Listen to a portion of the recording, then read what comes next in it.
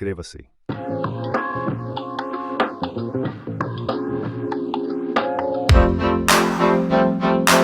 Bem-vindo ao Brasil Visto por drone hoje.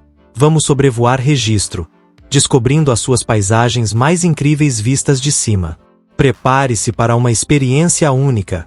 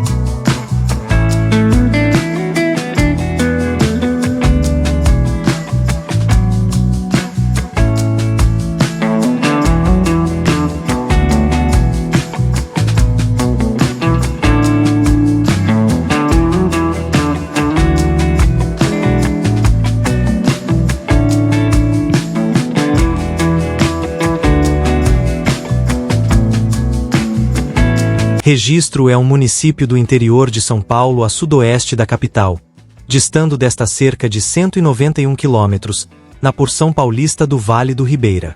Registro é conhecida como capital do chá, em alusão a um dos principais produtos exportados pelo município, principalmente até meados da década de 1990.